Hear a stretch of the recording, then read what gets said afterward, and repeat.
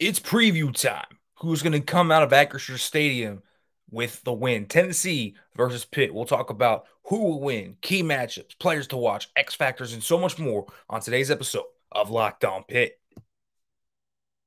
Locked On Pitt, your daily podcast on the Pittsburgh Panthers. Part of the Locked On Podcast Network, your team every day.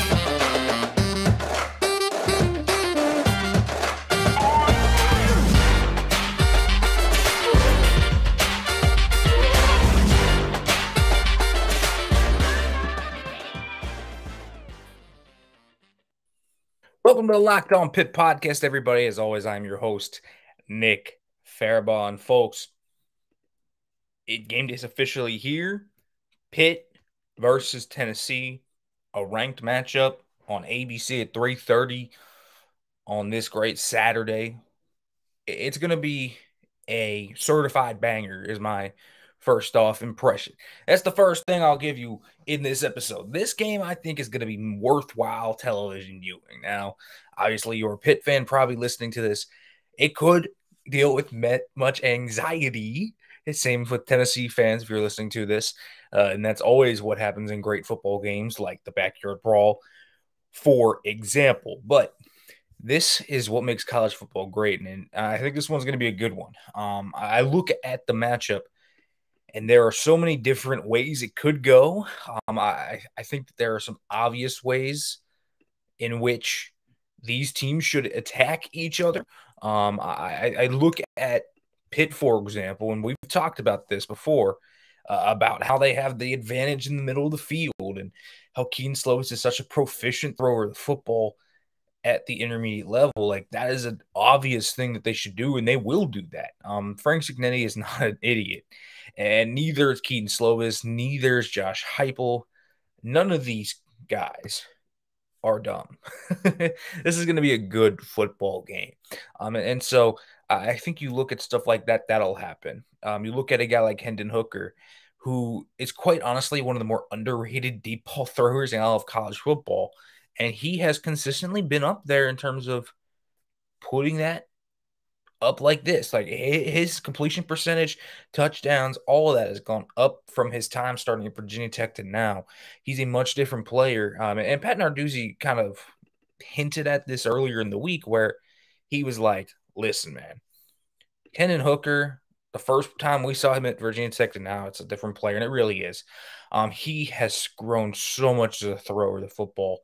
And his deep ball isn't elite by any means. It's not, perfect. It's not the best deep ball in the nation. It's nothing like that. But it's a credible deep ball, and you have to respect it. And so Pitt's going to have to respect that. Like, there's so much to this game to me. And so I kind of just want to go over game plans, strategic stuff. I think that Pitt and Tennessee are both probably going to come out of the woodshed with. You look at Pitt, and we've talked about this before. Intermediate throwing of the football, we're talking about spreading them out more. I see a lot of people getting caught up too much, and I want to say this. Do not get caught up too much in the 7 offensive line set you saw last week. That is not the norm of this offense. Pitt had a game plan going into West Virginia where they thought they were going to be able to kick West Virginia's butt, and that just didn't happen. And so when you look at what's going to happen with Pitt, they're going to spread them out. They're going to go under center. They're going to be in 11 personnel. They're going to be in 12 personnel, but some of those 12 personnel looks are going to be more spread out 12 personnel looks. They are going to be in shotgun a lot more. I think something as well that Pitt figured out very quickly, and maybe it wasn't that they can't run the football. I think it was more so that they figured out, listen, we came into this year thinking our strength was running the football because look at the experienced O-line. Look at the stable of backs that Pitt carries with them. But sometimes that changes. Sometimes when you actually get in stadium and finally see what your team does against other guys that is not your players, you learn stuff about your football team. You learn stuff that maybe wasn't true when you were going up against each other. And so you change course mid-game, and that's what makes week one of college football so crazy. I think that's what happened with Pitt. I think they thought they were going to be a really good running team, and not that they can't be over the year, but I think that they figured out very quickly that their strength on offense was actually passing the football. Now, I think the right approach with this offense is to get balance. I think that that is the correct approach. But Pitt, if you eliminate sacks and all of that, and you just go by pure passing play calls versus running play calls, largely Pitt threw the ball about as much as they ran the ball last week, and most of those throws were in the second half. It ramped up like this. It was crazy how much different that second half game plan was from that first half. The heavy sets were mostly gone. They were on shotgun. They spread out West Virginia. I'm telling you, what's going to happen in this game because it makes sense against this Tennessee defense to spread them out. And Pitt will try to run the football because there's an aspect to this game where you run the football well, you slow down the game, you control the pace of the game. And as such, you keep Hendon Hooker and Tennessee's offense off the field, you keep the score down, you play it more like you want to. And so there is that aspect to this that will happen. But also, Pitt's going to throw the football 30, 35 times in this game because that's where their strength lies. And Kedon Slovis isn't going to throw the ball 50 times.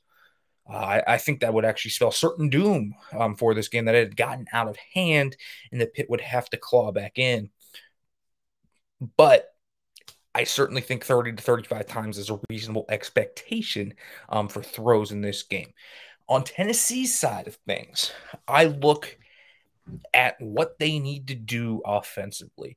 And all I'll say is this: keep it simple, guys. Keep it simple, Tennessee. There is nothing that needs to go crazy. Get your offensive line in order. Make sure they block well up front. Control the line of scrimmage to a degree.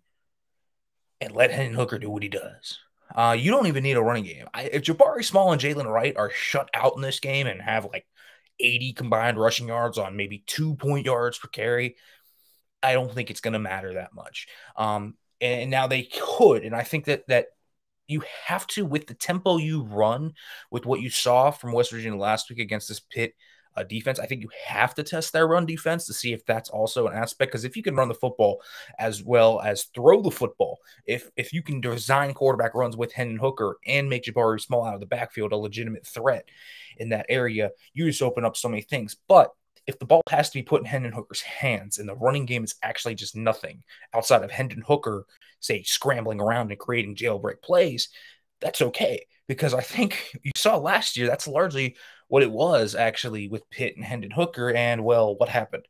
They ran up and down the field on Pitt. Yeah, that's exactly what happened. And so really, when I look at this game for Tennessee, I say keep it simple. Take deep shots. Do it. I know that Tennessee runs a lot of tempo, but get the double moves out. Run some go balls. Let your guys like Cedric Tillman and Jimmy Callaway and Jalen Hyatt and Brew McCoy and all these guys that you have, and Squirrel White, all these guys that you have in this wide receiver room. If you are Tennessee, let them play and let them go. Let them cook. Let Hendon Hooker cook. Throw the football down the field and let these routes develop. Don't try to just go and run RPOs and screens and short lateral passes, because that's what Pitt wants you to do, to be quite honest with you. Pitt will take that. Because if Pitt shows up and has a good tackling performance, their press man corners and their aggressive style defense are going to shut that down. And that's how Tennessee gets off to a slow start and can open the door for Pitt to maybe control this thing. They can't get conservative. They're going to push the tempo and open up the playbook. Push the ball down the football field. Make sure you test Pitt's run defense. If Pitt's run defense is good, whatever. I think if you're Tennessee, that is a minor thing, but it's a low risk, high reward type thing, because if the running game doesn't work for Tennessee, I think Tennessee can still score a lot of points. But if it is working, you open up so much more. So it's something you have to experiment early on with. In my opinion, if you're Josh Heupel, you have to see how Pitt's going to defend the run, both from a quarterback perspective with Hendon Hooker and Small and Wright and those guys. So I would test that out. So very simple stuff, man. I can't tell you this enough. It's not like I'm breaking the mold here. I don't think Pitt or Tennessee has to come up with some ingenious game plan on either side of the football. Like Tennessee's defense probably needs to mix up their looks a little bit more. They can't sit back and cover 4. They need to run some cover 3 robber and take away the middle of the field stuff, right? Bring down an extra safety. That's easy stuff. It's an easy type of thing that they have in their repertoire. Pitt's defense, blitz the crap out of Hendon Hooker. Like, that is obvious. You have to blitz Hendon Hooker. Collapse the pocket, keep him in, force him to beat you from the pocket. Could he do it? Absolutely. But also, that's your best chance because you could sack him, create turnovers, and create those disruptive plays, and that's what Pitt wants. So there's obvious game plans, though, this whole thing. And so I just wanted to give a brief overview of that philosophical stuff I think that both these teams should do. That's what I would do in this game if I were both of these teams coming into it. I think Pitt offensively should throw the ball enough, but obviously try to keep a balance because they need that running game to control the pace of the game to a degree. The defense should blitz a lot and be aggressive. If you are Tennessee, I think you mix up your coverage looks a little bit more, and you certainly run stunts up front to make sure you confuse this Pitt offensive line and prove that they can communicate up front when they didn't do that well last week. And then if you're offensive, I think that you have to test Pitt's run defense early on, but you also have to open it up and throw the deep ball. So that's what I would do if I were Josh Heupel, Pat Narduzzi, and those guys. But now I want to switch over to individual players, matchups, individual facets of the game that I think are very important. But first, folks, I want to let you know about Bet Online, because betonline.net is your number one source for all your pro and college football betting needs and sports info this season. This line right now, 7 in favor of the Vols. You can find that here and more on the latest developments, game matchups, news, and podcasts, including this week's games on Bet Online. Folks, Bet Online is your continued source for all your sporting wagering information, including live betting, esports, and scores. It's the fastest and easiest way to check in on all your favorite sports and events, including MLB, MMA, boxing, golf, college football, NFL, so much more. Head to the website today or use your mobile device to learn more about the trends and the action. Bet Online, where the game starts.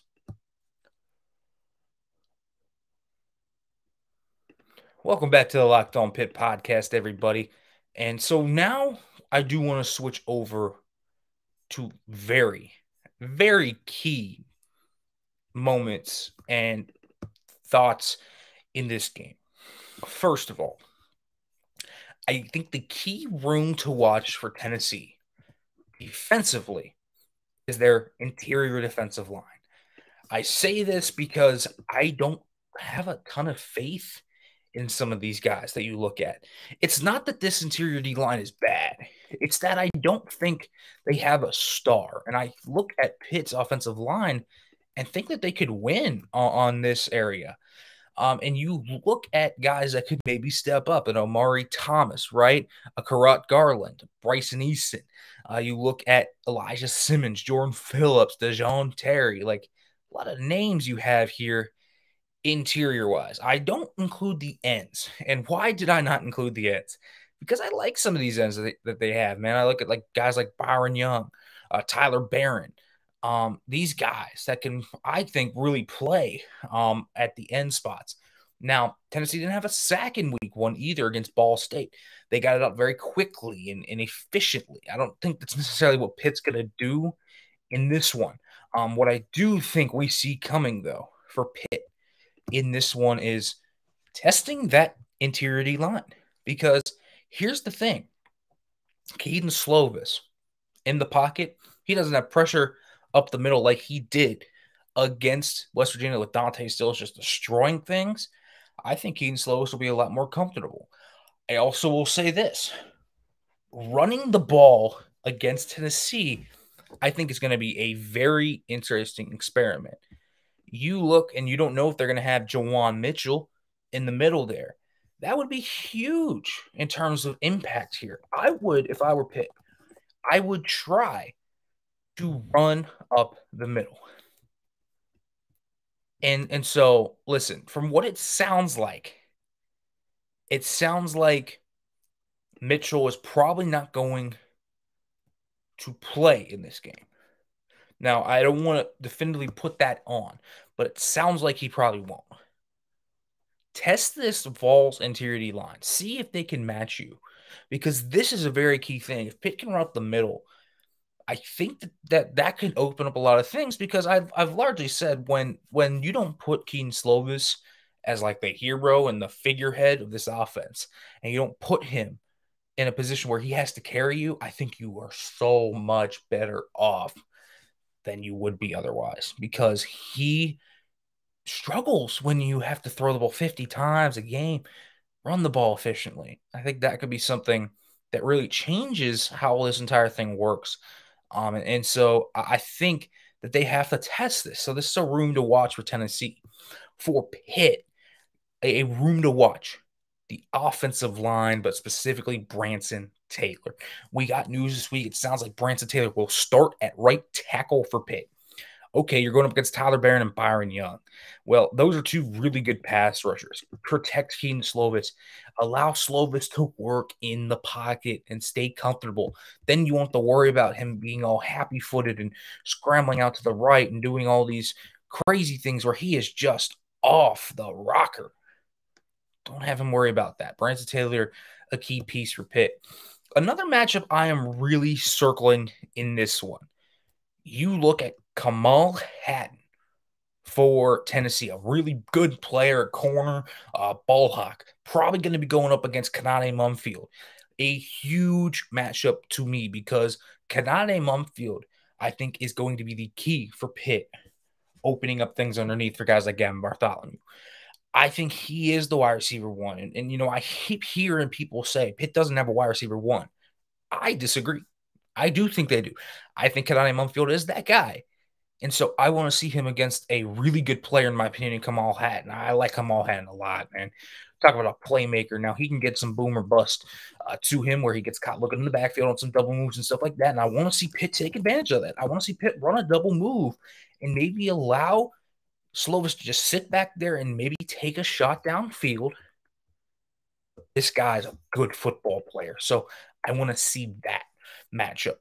And then you look at the Vols O-line versus the Pitt D-line. I'll tell you what, there is no bigger matchup in this game than this one right here. This is a solid Tennessee O-line where you have Darnell Wright, Devontae Spraggins, Cooper Mays, Jerome Carvin, Gerald McMincy. Like, you look at all these players that they have. And this is going to be the key to either slowing down this Tennessee offense a little bit. Again, you're not going to completely slow down this Tennessee offense. But what you can do is you can kind of put them in the mud a little bit. You can get stop here and there. And the D-line can create explosive plays. And this is the other thing. The D-line can cause turnovers. Get to Hendon Hooker. Force a fumble. Force an errant pass that maybe leads to a pick. These are keys for Pitt. Huge keys.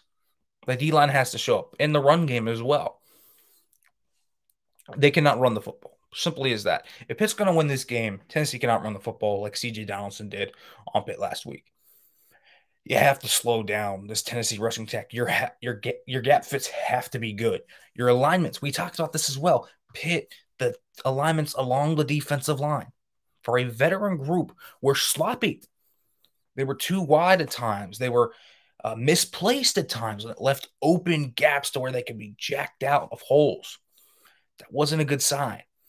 And it's going to be more important with the tempo of Tennessee. You got to have that communication down to a science this week. Otherwise, you can get a big play against you. And so that is something Pitt has to prepare for. This D-line for Pitt is the single most important group in this game. If they are going to win this football game, this defensive line is going to have a big, big game. And that's exactly what I look at with Pitt. So we'll see. We will certainly see if Pitt can end up overcoming this. Now, let's go. Prediction. I want to talk a little bit more about some players to watch on both sides, and we'll come back here after a short break.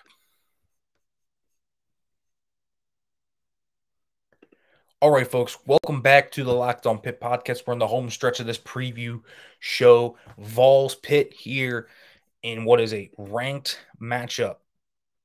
And then you look at this game, and it is about as hellacious as it could be. It's a close game. I look at Pitt and I say at times they have it up here. I think that Pitt has a better chance than a lot of people are giving them, man. I think that too many Pitt fans are pessimistic. I see you all around talking about how this is a guaranteed loss and Pitt might go 10-2, but they're going to lose to Tennessee and Miami.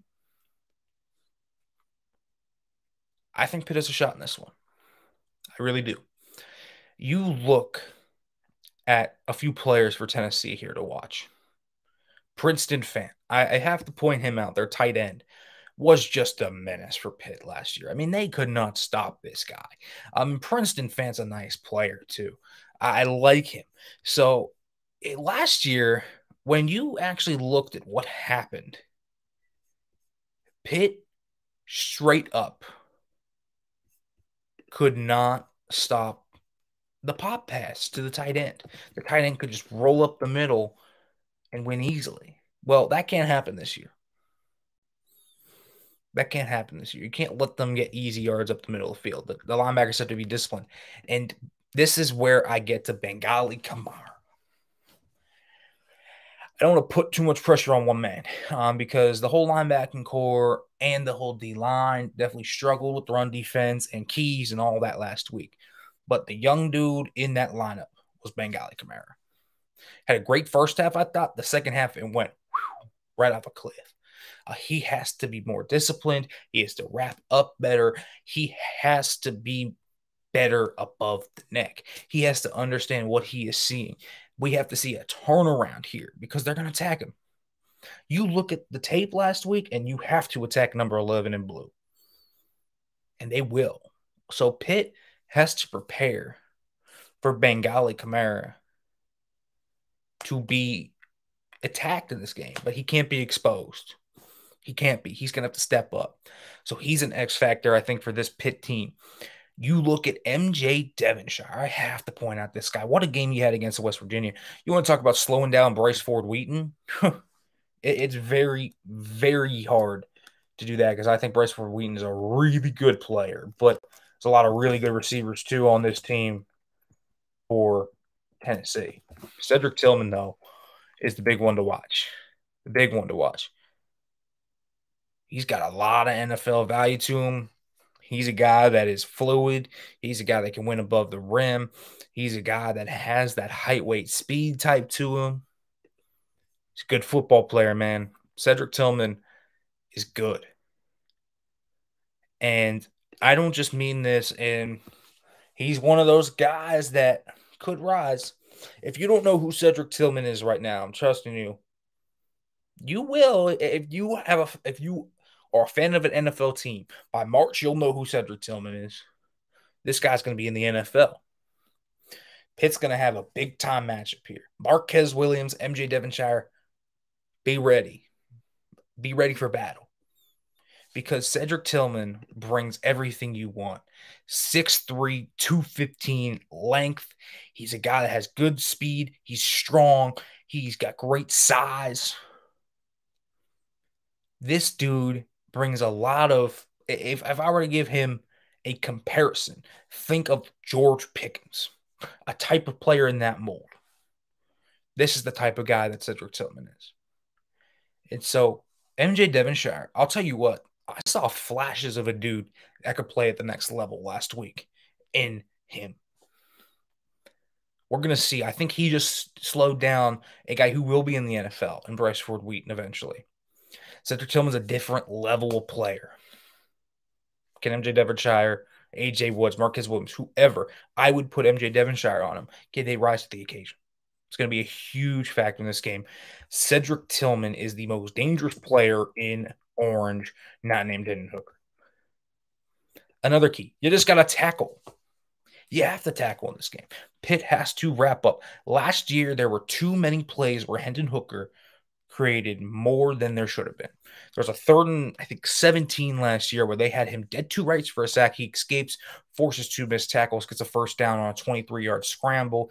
They go down, score a touchdown, and then the theatrics of the late 3rd and 4th quarter ensue. Shouldn't have been that close if they had gotten off the field there. Pitt, at that point, only had one thing to worry about. Their tackling. The Jimmy Callaway touchdown, terrible tackling. Now, this Vols offense is probably a little bit better than it was last year. But I feel like people think Pitt's defense is helpless to stop in this Tennessee offense. I'm telling you, they can slow them down more than you think if they play good fundamental football and wrap up. They need to wrap up. They have to do that. Have to. Then you look as well on the Pitt side of things, man. Gavin Bartholomew was a big X factor to me in this game. I think Gavin Bartholomew has to be a focal point of the offense. I think there are 3 focal points of this offense this week.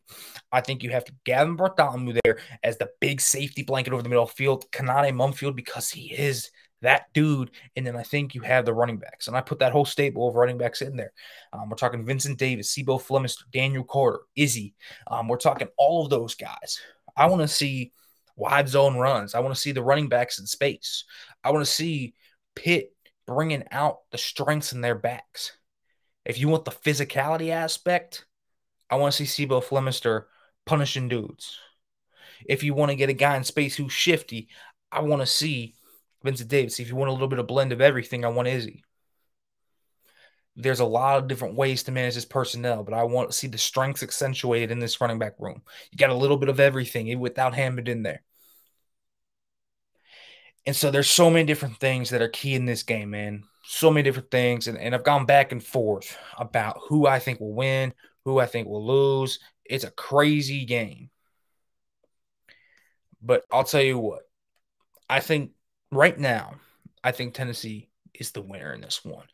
And I'm not going to predict Pitt to lose many games this year, but this was one that I did predict them to lose. I think Hendon Hooker and Cedric Tillman are such a dangerous duo. I think that this one is going to be a close barn burner. I put something like 45-42, something around there. This one's going to be a close game. Pitt's going to put up a lot of points. Tennessee's going to put up a lot of points. I think this one's going to be a real nail biter. I'm going to go with Tennessee. I just think they're too explosive. I think their defense has playmakers to where if Slovis makes a mistake, and I've seen him make mistakes before, if he's not substantially better than he was last week, I think that they can make him pay for some of those mistakes. So I'll take Tennessee in this one by a hair. But if Pitt wins this one, man, wouldn't surprise me. This is going to be one of the very few games this year where I will predict Pitt to take the loss. So we will see what ends up happening. Folks, as always, we will be back here for post-game after the game. Whatever happens does not matter. We will be here. We will be talking all about it. As always, folks, thanks for listening. And as we ended, as always, hail to Pitt.